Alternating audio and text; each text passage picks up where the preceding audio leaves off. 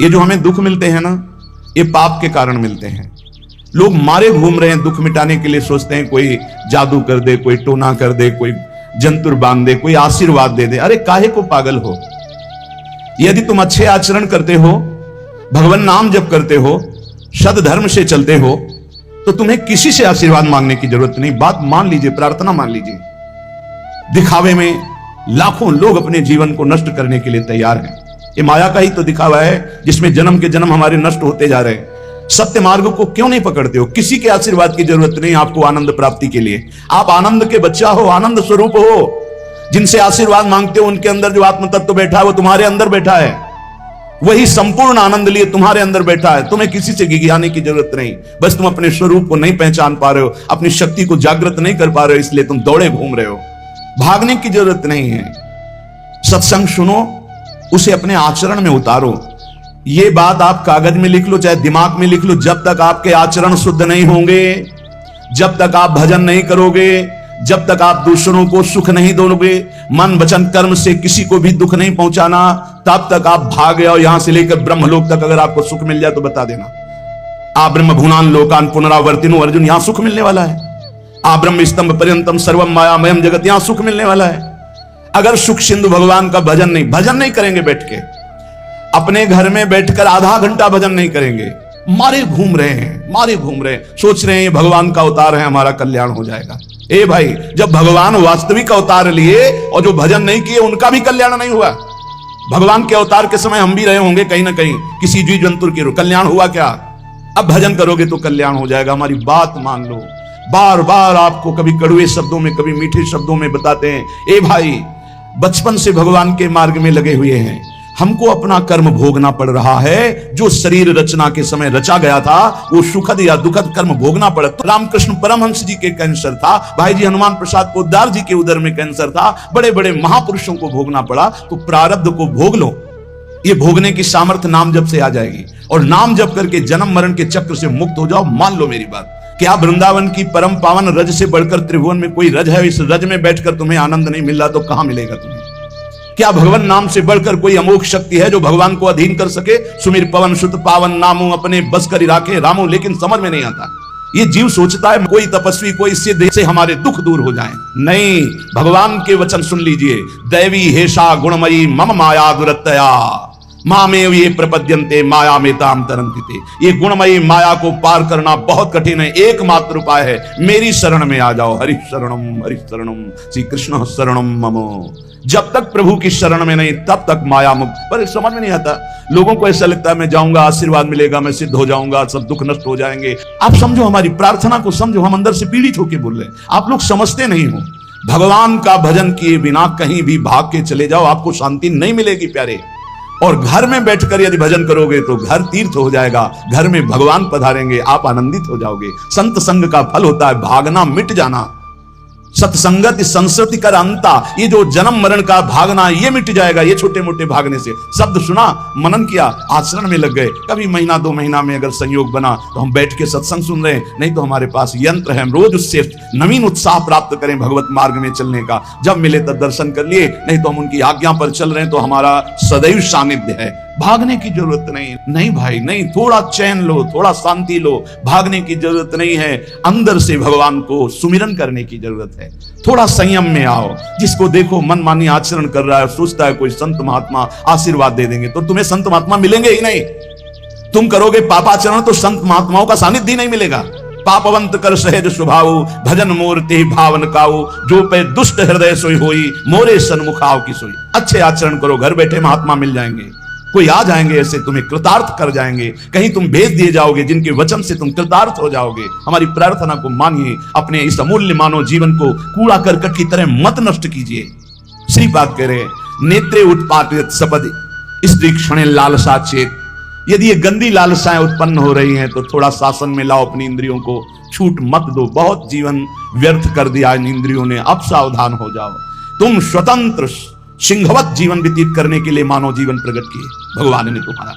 तुम इंद्रियों के गुलाम होकर, मन के गुलाम होकर, भोगों के गुलाम होकर के जीने के लिए नहीं आए हो मनुष्य देह में। देवता तरसते हैं इस मानव देह के लिए। क्यों? क्योंकि साधन धाम मोक्ष कर द्वारा, इसे साधना करके हम जीवन मुक्त महापुरुष हो सकते हैं। लेकिन नहीं, बस कोई ऐसा कुछ कर दे जिससे हमारा पति बन जाए, कोई ऐसा कर दे कि हम स्वस्थ हों, खूब भोग भोगें, कोई ऐसा कर दे सारी झंझटें मिट जाएं।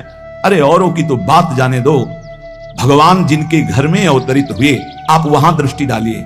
इतने बड़े भजनानंदी महात्मा वसुदेव और देवकी कंस कारागार में बंद किए हुए, भगवान पधार रहे हैं हथकड़ी बेड़ियों से जकड़े हुए। आप विचार कीजिए, भगवान के सिवा तुम्हें कोई बंधन मुक्त नहीं कर सकता, और सब तरंगे हैं।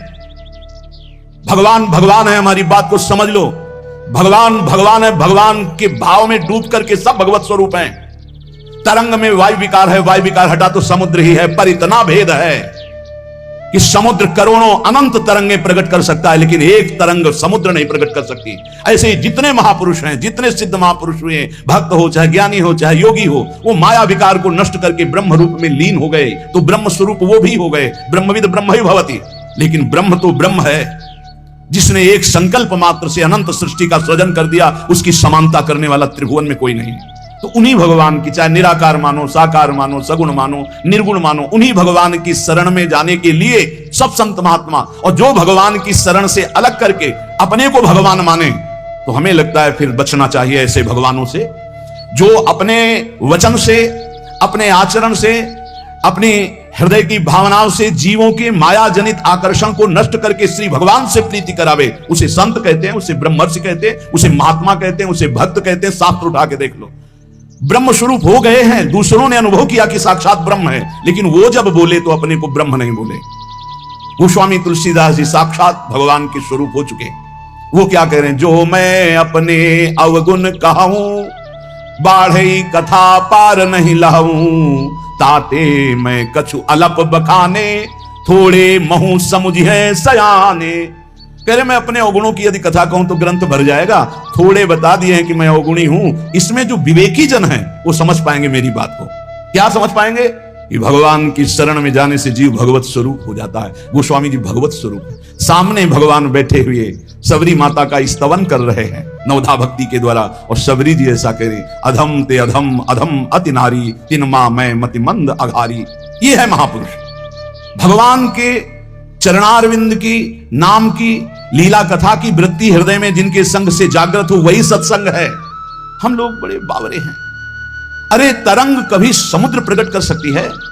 सब तरंगे हैं, वायु विकार हटा समुद्र हो गए, मुझे कोई इस पे संशय नहीं। बूंद अलग है तो बूंद है, और समुद्र में गिर गई तो समुद्र है, लेकिन बूंद समुद्र नहीं प्रकट कर सकती। ऐसी करोड़ों अनंत बूंदे समुद्र से, लहरों से ऐसे उठती रहती है। उनका नाम भगवान है, जिनसे अनंत महात्मा, अनंत ब्रह्म ऋषि, अनंत ब्रह्मांड सृजन, उन भगवान की शरण में जाने से इस माया से मुक्ति होती है। सब समझ नहीं पा रहे। अरे जिनका नाम जप कर, जिनका चिंतन करके, जिनके आश्रय से जीव ब्रह्ममय हो जाता है, भगवत स्वरूप हो जाता है, वही तुम्हें करना है। यही सत्संग से प्राप्त होता है। अगर ये ना प्राप्त हो तो सत्संग नहीं है, वो कहीं ना कहीं घुमा करके हमको भटकाया जा रहा है। भगवान भगवान है, वही सबके हृदय में है। जो हृदयस्थ भगवान में तन्मय हो गया, उसमें और भगवान में अंतर नहीं, बिल्कुल मुझे संशय नहीं। पर भगवान भगवान है, इतना समझना पड़ेगा। उनके स्थान में कोई नहीं है, उनके समान कोई नहीं है, उनसे बड़ा कौन हो सकता है? ये भोले भाले जीव समझते नहीं, भागे घूम रहे। उन्हीं भगवान का नाम जप करो, चीख चीख के कहते हर प्रश्न का उत्तर नाम है। अगर नाम जप करके देखो तो प्रश्न ही नहीं रह जाएगा, सब समाधान हो जाएंगे। और भागे घूमे तो कभी प्रश्न की कभी शांति नहीं होगी, संशय पर संशय उठता चला जाएगा। श्रीपाद कह रहे हैं, यदि हमारी इंद्रियां कुमार्गगामी हो रही तो हमें शासन में लेना चाहिए। शासन में नहीं लोगे तो शासन तुम्हें शासन में ले लेगा। दो शासन है, एक है राष्ट्रीय शासन और एक है भागवतिक शासन। भागवतिक शासन जब लेगा तो फिर कोई बचा नहीं सकता, इसलिए अभी अवसर है, निकल चलो, निकल चलो। भागने की कहीं जरूरत नहीं, किसी से आशीर्वाद नहीं मिलेगा। कब होगा? हम कह रहे राधा राधा जपो, अगर कल्याण ना हो जाए तो हमें बता देना। भगवान अर्जुन से क्या कह रहे हैं? सामने अर्जुन जी खड़े हैं, कह रहे तो मुझे तभी अनुभव कर पाओगे जब अनन्य चेता सततम यो माम स्मृति नित्य सा तस्याम सुलभा पार्थ। सामने खड़े हो, कह रहे सुलभ नहीं हूं मैं, सुलभ उनके लिए हूं जो मेरा अनन्य भजन करते हैं, अनन्य चिंतन कर। पकड़ ही नहीं पा रहे, लाख सत्संग सुन रहे, पकड़ ही नहीं पा रहे। बिल्कुल नहीं, ऐसे नहीं हो। थोड़ा विवेकवान हो, मनुष्य जीवन मिला है। ऐसा नहीं कि कोई तुम्हें प्रलोभन दे दे तो हम तुम्हारे रोग नष्ट कर देंगे, हम तुम्हें सिद्ध कर देंगे, हम तुम्हें धनी बना देंगे। हम कहते हैं कि हो सकता है 1000 जाते हैं, उनमें से 100 लोग ठीक हो गए हों। कैसे? पूर्व का पुण्य 100 का तुक्का लगा और ठीक हो गए। वो कहते हैं कि मैं कसम खा के कहता हूं मैं ठीक हो गया हूं। हम बिल्कुल 100% मानते ठीक हो गए, लेकिन उसके प्रताप से नहीं। आप अपने पुण्य प्रताप से ठीक हो गए, आपके ठीक होने का समय आ गया है, इसलिए आपका तुक्का लगा, आप गए, यश उसको मिल गया और आपका काम बन गया। हमारी बात को समझो। अपने लोग बहुत शास्त्र सम्मत, बहुत उसको सुलझ कर भगवत मार्ग को चल करके आपको बोल रहे हैं। अगर इन कर्मों को मिटाने के लिए जो हमारे शास्त्र बने हुए हैं उनके सिद्धांत के अनुसार चला जाए तो मिटा दिया जाएगा, लेकिन जब मिटाने की सामर्थ्य आती है तब लगता है अब इसको रख के क्या करेंगे, हमारे को तो प्रभु के पास जाना है, हमें तो दिव्य भाव देह प्राप्त है, हमें अपने स्वामी, अब इस शरीर का क्या करेंगे। तो जैसे सांप अपनी केचुल से संबंध नहीं रखता, ऐसे महापुरुष अपने शरीर से संबंध नहीं रखते। आप हमारी बात को समझ नहीं पा रहे, भटकते घूम रहे हैं, मारे घूम रहे हैं, क्लेश, अशांति, नाना प्रकार के दुख। अरे भाई, भगवान की शरणागति प्रतिपल परमानंद प्रदान करती है, क्यों नहीं शरण में हो जाते। क्या तुम्हारा पांच भौतिक देह नहीं, क्या हमारा पांच भौतिक देह नहीं, क्या तुम भगवान के अंश नहीं, क्या हम भगवान के अंश नहीं। अंतर क्या है, तुम संसार का चिंतन करते हो, भगवान का चिंतन करते हैं, तो क्या तुम भगवान का चिंतन करके नहीं बन सकते महापुरुष। क्या तुम स्वयं ऐसी शक्तियों को जागृत नहीं कर सकते। तुम सो रहे हो, जागो, भागने की जरूरत नहीं। ये जो गलत इंद्रियां जा रहे हैं, इन इंद्रियों को रोकिए, भगवान की तरफ लगाइए। नहीं लगाओगे तो कहीं भाग के चले जाओ, धोखा ही मिलेगा, तुम्हें शांति नहीं मिल सकती, तुम्हें विश्राम नहीं मिल सकता, तुम सुखी नहीं हो सकते। इन बातों को लिख लो और पूरे विश्व में घूम के चले आओ, चाहे जहां चले जाओ, कुछ नहीं होने वाला। मारे मारे केवल घूमते रहो, समय बर्बाद करते हो। वही समय एकांत में बैठकर राम कृष्ण हरि बोलो, राधा बोलो, अभी आनंद आ जाएगा। हम ये नहीं कहते कि तुम करोड़पति बन जाओगे, तुम्हारे सारे काम बन जाएंगे, लेकिन हम ये कहते हैं कि तुम्हारा हृदय शांत हो जाएगा, तुम्हारा भागम भाग मिट जाएगा, तुम एक गंभीर हो जाओगे, धैर्यवान हो जाओगे, तुम लड़ना सीख जाओगे दुखों से। तुम सुखों से भूल करके पापाचरण कर बैठे हो, दुखों में इतना तुम हो जाते हो कि अपने जीवन को भी नष्ट करने की सोच। ये सब भगवत विमुख जीव का लक्षण है। भगवत सन्मुख होने पर सुखों में दूसरों को बांटा जाता है और दुख में सहकर भगवान के नाम का स्मरण करते हुए उस दुख के समय को काटा जाता है। समझते नहीं।